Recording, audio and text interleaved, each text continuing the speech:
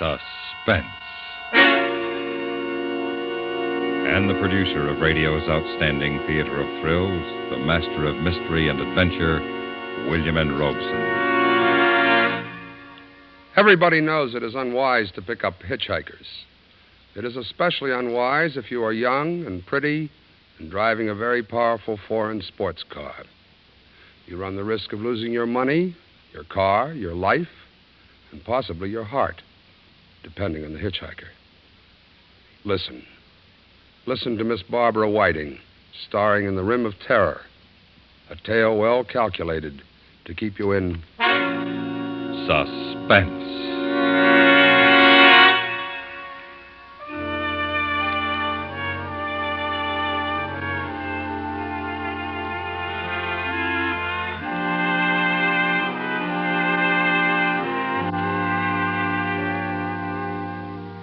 I don't know why I gave him a lift. Even now, with the terror gone like a half-remembered nightmare, I can't be sure why I stopped my big Mercedes on that lonely road in Nevada and gave him a lift. Maybe because he looked so bedraggled standing there, headless in the rain, by the side of the road. Maybe because he smiled grimly, almost with a sneer that was a challenge. I don't know. Anyway, I slammed on the brakes and he walked slowly up to the car. Torkel, my big husky, stiffened on the seat beside me. Quiet, Torkel. So you decided I don't look like too much of a risk, huh? Not at all. Please get in. You look very wet. As a matter of fact, I am very wet. Back seat, Torkel. Torkel, is it? How are you, Torkel? Well, it's quite a dog. I'll bet he could easily kill a man. He's really quite well behaved, and he wouldn't attack without orders. You have made yourself quite clear. This is an impressive machine. I love it, but I'm really not used to it yet. I just got it last week. You drive it very well. Thank you, but I don't really. Where are we now? Well, I'd say about 25 miles east of Winnemucca. You're new to this part of the country? Yes and no. I've never seen that view before. It's breathtaking. So much different from back home. Back home? Vermont. This is the first time I've ever been in the West, and I love it.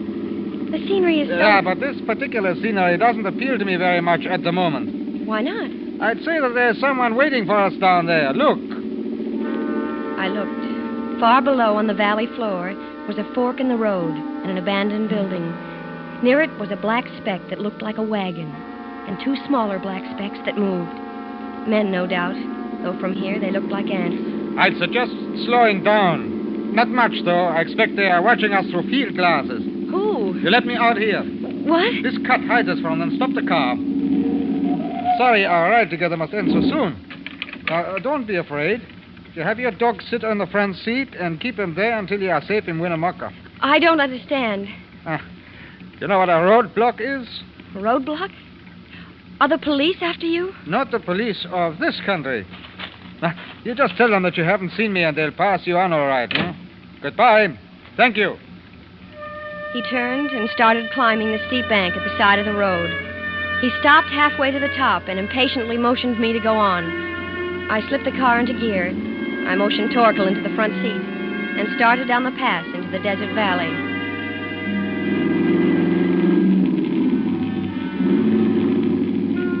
A couple of miles further, at the forks, the road was blocked by a black delivery truck. I was almost tempted to swing around it, but the man in the plastic raincoat who held his hand up so casually didn't look dangerous at all. So I came to a stop. Another man in a black raincoat was leaning against the truck, trying to clean the mud from his shoes. Across the panel of the truck was a sign that read, Nevada Public Opinion Surveys, Carson City. I felt a little silly for feeling scared a moment before. Howdy, miss. We're making a traffic check. Yes? You mind answering a few questions? Only take a minute. What do you want to know? Well, now, let's see. Where are you from? Vermont. Vermont? Well, I declare. We don't get many tourists from Vermont. You come all this way all alone? Well, I don't suppose you'd count my dog as a passenger. Guess not. Although I always say a dog's a man's or a woman's best friend. Nobody else with you? No. Have you given any rides to hitchhikers? No. Through the windshield, I saw the man in the black raincoat reach into the van. There was a smear of yellow paint on his raincoat, and the letters on the neat sign were blurred.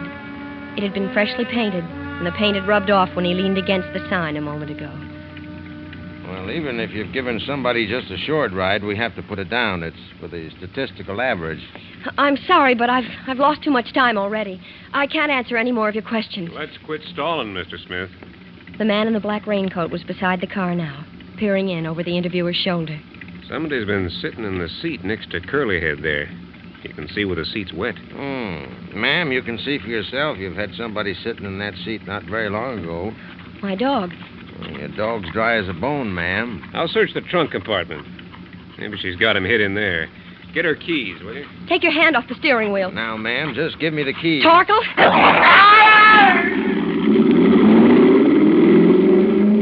I had no idea the Mercedes had such power. It leaped forward under the accelerator. As I swung it around, clipping the front bumper of the delivery truck, skidding across the wet road, throwing a sheet of liquid mud over the two men. Through the rearview mirror, I could see them, running up the road after me, then stop and give up. I shifted into fourth and headed back up the mountain at 80 miles an hour. And then as I rounded a curve, there he was again, my passenger, laboriously clambering down the bank at the side of the road. He waved to me when he heard the car. And again, I don't know why I stopped. Maybe it was because he was limping now. Maybe because his figure looked so tiny and alone in all that vastness. Maybe it was because I remembered the cruel blue eyes of the red-haired interviewer behind his thick glasses. Anyway, again I stopped. Back seat, Torkel. Get in. I'm driving back to the main highway. I can take you into town that way. I wouldn't have hailed you, only I twisted my ankle up there. Oh, I'm sorry. What happened? Bruise your nerve? I'm afraid I did. After they saw the damp mark your suit had made, and the man reached for the ignition keys, I guess I lost my nerve. Where was the third man? There wasn't one. Well, he must have been hiding. Was one of them red-headed with glasses? Yes. The other one called him Mr. Smith. What's this all about? Who are they? Who are you? Well, I suppose I owe you some kind of an explanation. My driver's license and army discharge say that I am Peter Whittlesey of Elko, Nevada, but they are very excellent forgeries. Forgeries? Well, yeah. You see, I am... All right, I was a spy. What? Yeah. I landed in San Francisco 3 days ago in the crew of a little Greek freighter. Mr. Smith met me, and his assignment was to get me from my ship to my new job. Where? Los Alamos, New Mexico? Naturally. I ducked him last night. Why are you stopping? Get out. Oh, look, how far can I walk on this foot? Please, just get out. When you picked me up, I was on my way to the police to give myself up. It's my only way to get away from them. You must believe me. It sounds like a bad movie. Now get out. Well, what about that bullet hole? What bullet hole? In the windshield? What? Oh, I didn't see it before. Who? My friend, Mr. Smith, of course. I suppose I didn't hear the gun over the sound of the motor. Do you believe me now? Maybe I do. You see, when you have been sent on a mission into a country by the left arm, you are not supposed to change your mind and go over to the other side. They don't like it. The left arm? What's that, a fifth column? Well, I suppose you could call it that. How come you speak English so well if you're a foreigner sent here by the left arm? Foreigner? I was born right here in Nevada, and this is the only way I could get back home. Now, please, don't make me get out. Take me to the nearest police station, will you? Please?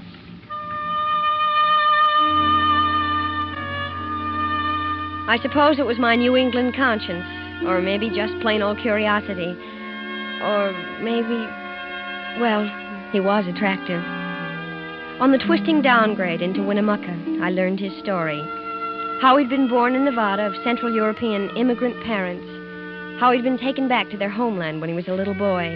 And after the war, had been educated by the new regime as an undercover agent. How he had passed every test and resisted every temptation his teachers offered in his one desire to return home to America. And believe me, America is home. I was born here. I want to live here, work here, and to die here. Do you think the police will believe you? I don't know. Do you? I want to, but it's a pretty wild story. But it is true, every word of it. I know it is. I feel it is. Thank you. And now, tell me a little bit about you, poor little rich girl. Don't let this beautiful car fool you. I came into a little money a while ago, and, well, it's the only extravagance I've ever indulged in my life. Well, I must say, when you decide to be extravagant, you don't do it by halves. There's the city hall. The police station must be there. You can drop me here on the corner, and you won't waste any time getting through town. Yeah. You know, I don't even know your name to thank you. Elizabeth Whitehill. I shall never forget it. Nor your face. You're forgetting your coat. Huh? Oh, thank you. My real name is Alex Peck. Well, I hope I shall see you again someday. Until then, you wish me luck? I do, Alex. Yeah. Goodbye. And thanks.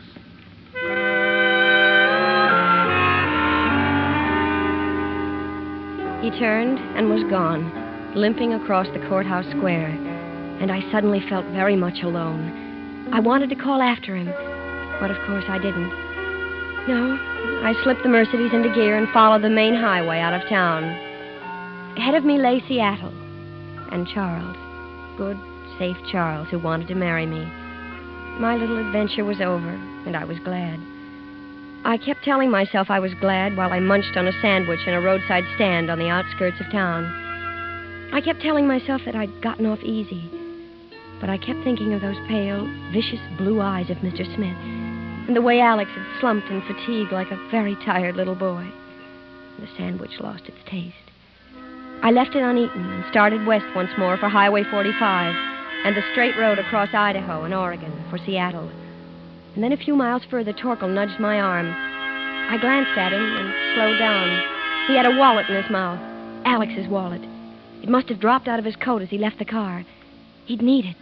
It was part of the proof of his story. Without it, he might be delayed too long in that little police station in Winnemucca. But that really wasn't my problem. Let him worry about it. If I went back now, I would be involved forever and ever with this strange, dark young man whose tired face swam before my eyes. I swung into a side road, whipped into reverse, and straightened out on the road back to Winnemucca. There was no time to lose. I let the car out. 80, 90. I didn't know it had such speed. 100, 105 on one straight stretch. And then down to a cautious 55 as I entered the town limits, until I pulled up before the police station. Stay, Torkel.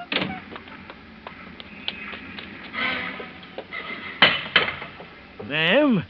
Are you the officer in charge here? I'm Sergeant Helding. I'm looking for Mr. Alexander Peck. I drove him here not more than half an hour ago. Mr. Peck left his papers in my car. I thought he might want them, so I brought them back. He's gone, ma'am. Gone? Ma'am, you don't know how lucky you were. That fellow was a lunatic. Lunatic? Sure. His name is Peter Whittlesey from Elko. Nuttier than a fruitcake. He escaped from the Carson City Asylum last night. They came for him in a wagon. A black panel truck? That's right. Had Carson City State Asylum painted on the panels. In fresh paint. Pardon, ma'am? Oh, you've made a dreadful mistake. That's the same truck that stopped me back at Indian Forks. It must be. You're one of the most stupid, incompetent ignoramuses that ever sent a man to be tortured. Yes, and perhaps murdered. Now, ma'am, them's mighty hard words. And I mean every one of them. Now, ma'am, let's not have any sass out of you.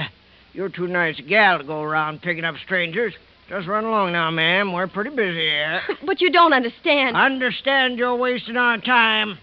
Good day, ma'am. Oh. Just a minute, miss. What? That your car over there? That imported hot rod? Yes. Do you have any idea how fast you were going when you passed the airport? Why, I'll tell you. I was doing 90 on my motorcycle, and you walked right away from me. I've got a good mind to throw the book at you.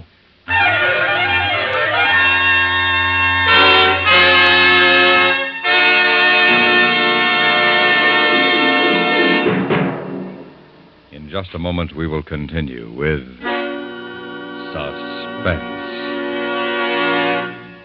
On Sunday, December 16th, CBS Radio will recapitulate the news stories that impressed you most during 1956 on a special broadcast called The Big News of 56. In order to do so, we need your help.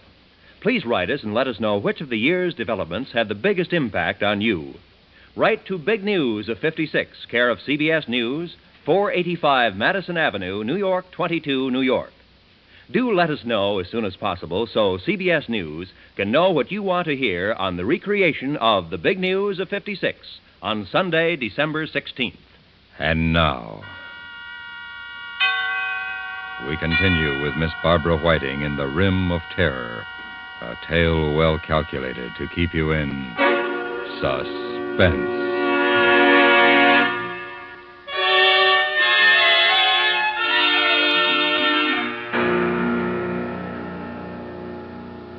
He was tall and capable looking, this state trooper. He had a kind face, even if he was threatening to throw the book at me. So I told him the whole story, every bit of it, and he seemed to believe me. All right. Now, look. That van can't go much faster than 50, 55. My bike can do close to 100. Now, we didn't run into the van coming into town from the north, so I guess it's traveling along the highway south to Reno or maybe to California. I can catch it and stop it, sure. So what? How do I know the guy isn't a lunatic and the van isn't on the level? I've got to have identification. Why don't I follow you? Yeah. If you can identify them as the men who stopped you and tried to shoot you, I got a case. I'll make them wish they'd never been born. Come on, let's go.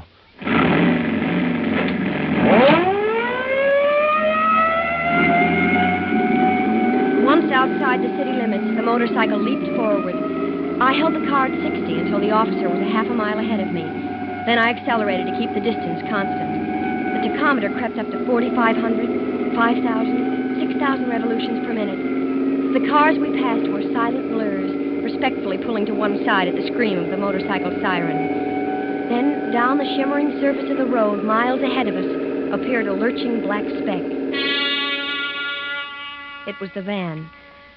The trooper waved his arm for me to slow down and swung alongside the truck. It was like watching a jerky movie from a great distance. Suddenly, the motorcycle swerved away, and the trooper was firing his gun. The van lurched into the ditch. The motorcycle slid across the road, throwing the officer onto the pavement. The man in the black raincoat stepped down from the van and walked toward the fallen trooper, stopped, and fired his gun. And then the trooper raised his arm and fired. The man in the black coat fell forward, caught his balance, and then slumped to the ground like a puppet with a broken string. I slipped into gear and drove up to the truck. The man in the black raincoat was lying on his back, staring sightlessly at the sky, a little red hole in his forehead. The trooper was sprawled out on the shoulder of the road, a trickle of blood from his chest soaking into the sand. Another man was slumped against the wheel of the van. They were all dead. And neither of the two men from the truck was Mr. Smith. Neither had pinkish red hair. Mr. Smith wasn't there. Mr. Smith still lived to avenge and pursue. But somebody else in this silent scene of death was alive. Somebody inside the truck was scratching at the bolted door. I opened the back doors of the van. There he was. There, strapped in a straitjacket, was Alex. It wasn't until I'd untied him and had him safely out of the truck that I became faint. It's all over. This part, at least. There's no reason to shiver and shake. I can't stop. It's shock. Now, let's pick up the pieces. How did you get here? I found your wallet. Go on. Make yourself talk. You dropped it into my car. I thought you'd need it at the police station. Are you well enough to drive that machine of yours? I think so. Where? That depends on what happened to Mr. Smith. Where is he? I haven't the slightest idea, but he is looking for us. You can be sure of that. You've got to get away from here. All right. I'm ready. Come on. Wait a minute. What happened to you? What do you mean? That red stain on your jacket, is that blood? Oh, no, I don't think so. The cans of paint in the back of the truck. When you untied me, you must have spilled one. Take it off. Why? You want people to ask questions? Come on, get in, start the motor, and give me that jacket. What are you going to do? Ditch it. There's a car coming. Now, come on, let's go. Good. It's in a dip about a couple of miles back. They didn't see us. My mother knit that jacket for me. Good, then you know where you can have it replaced. Where are you headed? We'll drive straight through to Seattle. Seattle? Too far. No, listen. My friend in Seattle, Charles Matthews. He'll know what to do. He has connections, even in Washington. He may not be too willing to help me. Under the circumstances, I could hardly blame him. Charles is bigger than that. I wonder. 2 hours later, we were 120 miles near Seattle and filling the gas tank at a lonely motor court set in a clump of scraggly pines. Here's a thirsty bush you got there, ma'am. Took almost 20 gallons. Yes, it was nearly empty. That'll be $5.28. Will you cash a traveler's check? Sure will. All right, just a... Alex. What? My traveler's checks. They were pinned inside my jacket. The jacket you threw away. We'll have to go back. Do you have any idea what that piece of road will be like now? Half the population of Winnemucca driving out to see where that gun battle occurred. But, Alex, that's all the money I have in the world. You can stop payment on them. You can get your money back. But now, right now, I've only got $1.75. Now, let's see what I have in my pocket. Well, now, $2 silver. A lot of chicken feed. Yeah, we can make it with $half to spare. Here you are, young man. Thank you. Come again. How are we going to get to Seattle on 50 cents? At the moment, I haven't the slightest idea. This tank full of gasoline won't take us half the way. You could phone your boyfriend, collect, tell him we are strapped, and ask him to wire you some money, huh? I couldn't ask Charles for money. Why not? You wouldn't understand. Well, if you don't want to ask him for money, don't. I'll figure out something. Like robbing a bank? Maybe. With your training, that shouldn't be too difficult. Perhaps. Oh, I'm sorry. That was unkind of me. Why do you suppose we're bickering like this? I haven't the slightest idea. Haven't you? No. Neither have I.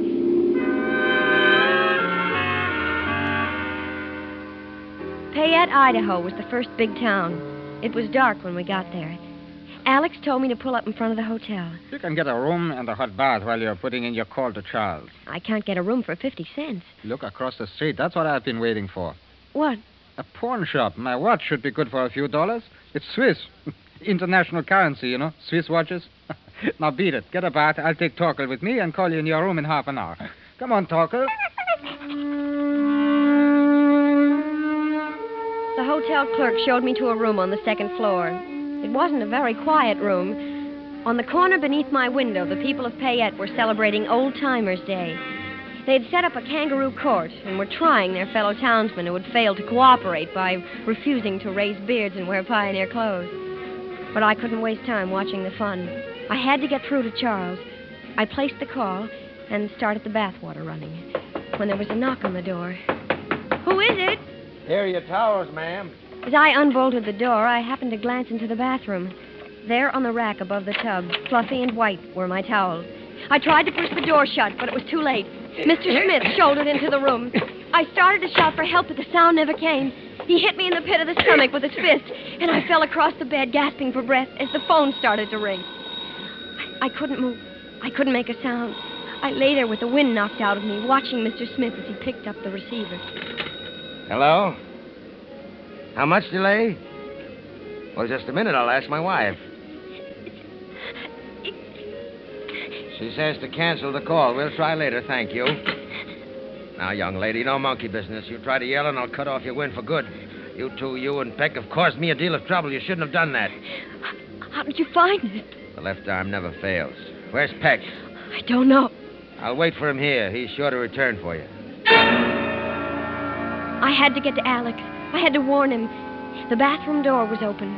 Smith was holding my arm. For a moment, he relaxed his grip.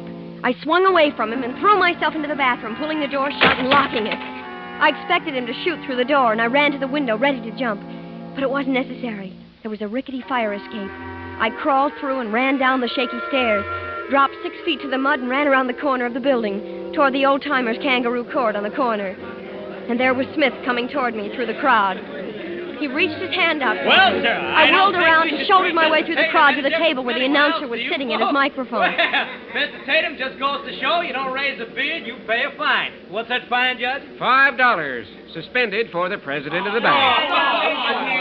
Well, Mr. Tatum, I tried to be easy on you, but the jury of your peers... Please help me. Oh, hello there, miss. Give me your microphone. Now, just a minute, miss. You can't interrupt the proceedings. Please, it's a matter of life or death. Well, now, just... Alex, stay where you are. They found me. Again, Smith came for me. He and the big man with the beard. And then a tawny streak tore through the crowd. Torkel. He had heard my voice. He ripped at the big man's leg and jumped for Smith's coat. But before he reached it, the man with the beard pulled out a revolver. going on here? What is that? And Torkel lay there quiet. Mad dog! Mad dog! I tried to bend over him, but I knew it was no use. He was dead. And Smith had me now, holding me. I told her that dog was sick. Your dog? Yes. To see her, you'd think my wife cared more for the dog than she did for me. I told her 12 times that dog was sick. Let me go. I'm not your wife. Listen to me, please. You people, this man is a spy, a monster. He's trying to kill me. Listen to her. Go on, folks. Listen to her. Drunk. Dead drunk. Such a thing to say about your own husband. Now, I declare. Now, I'm going to take you on home to the ranch and put you to bed. You ought to be ashamed of yourself. Now, wait a minute there. Just a minute. What? Maybe you don't know, but I'm the county veterinarian, and you can't leave that dog dead in the street.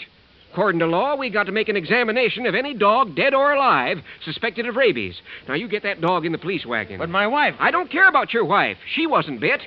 You say you own that dog? Well, your friend here was bit in the leg, and you was scratched on the arm. Now, you get that dog in the wagon, and you follow him. Now, look here. Now, you look here. That's the law. Now, get. Or do you want a little help from the rest of these good citizens? Smith loosened his grip. I turned and edged through the crowd, which was moving in on him and the bearded drunk. I got to the fringe, to the open street, and ran toward the car. And there, coming toward me, was Alex, coming from the pawn shop. Alex alive. Oh, limping but alive. Alex, oh my dear. Get in the car, quick.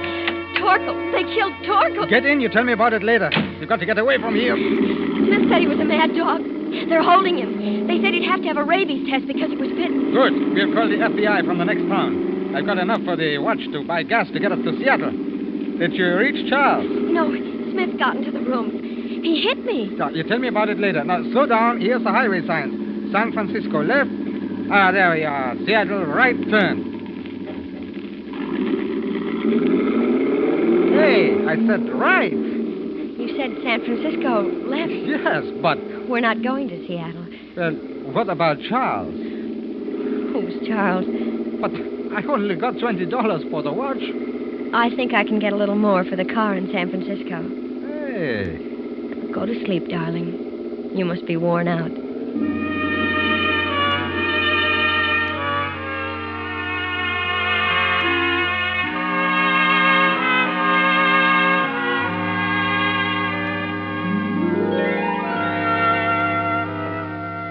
I don't know why I gave him a lift that day, but I'm awfully glad I did.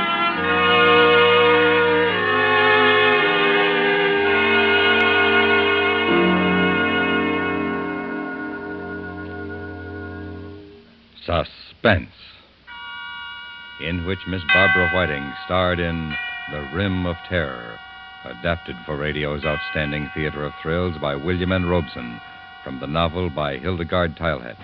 Listen again next week when we return with another tale well calculated to keep you in suspense.